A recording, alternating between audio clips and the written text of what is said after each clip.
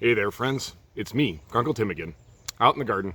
No green screen, no team, and no filter. As if I'm known for having one of those in the first place. No edits, just me reading an original story. Out here in the garden, things have a way of teaching you what matters. You plant a row of red cabbages, and you plant a row of green ones. And before long, you start to see something more than just vegetables. You see personalities, pride, maybe even a little rivalry. Now, with everything going on in the world right now, folks drawing lines, picking sides, forgetting how much we actually depend on each other, this story hit me a little deeper than usual.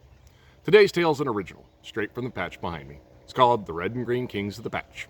It's a story about two proud rulers, a patch of thirsty soil, and a little savoy that reminded them what growing really matters. So pull up a chair and maybe grab a cabbage leaf to fan yourself. Let's get into it. The Red and Green Kings of the Patch, a Grunkle Tim original. In a corner of the garden, two cabbage kingdoms grew. King Crimleaf, proud ruler of the Reds, and King Verdant, leafy lord of the Greens. They shared the soil, the sun, and the water, but they bickered like bitter brothers. The sun favors me, the moon bows to me. Our leaves are wider, our roots run deeper. Every day, a new squabble. They cast shadows to steal light. They sent aphids as spies. They accused earthworms of betrayal. Then came the consequences. The earthworms burrowed deeper, tired of the tension. The fungi, the quiet ones who fed the roots, they withered and vanished without the sweet nectar from the happiness. The bees flew elsewhere, and even the ladybugs left in a fluff. Those aphids, the king-setted spies, well, with no predators to keep them in check, they multiplied and took over. Soon the proud patch was sickly, wilted leaves, withered roots, bitter hearts and heads. And still the kings blamed each other. Until a little savoy cabbage, tucked between the rows, spoke up. Your roots are tangled, kings. While you fought, you protected each other. Reds blocked the wind. Greens gave shade.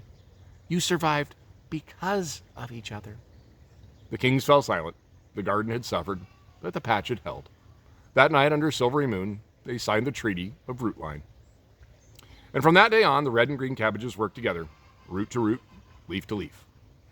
The worms came back, carving out paths for the fungi to return. The fungi sticked the soil together now that the roots were sweet with peace rather than bitter.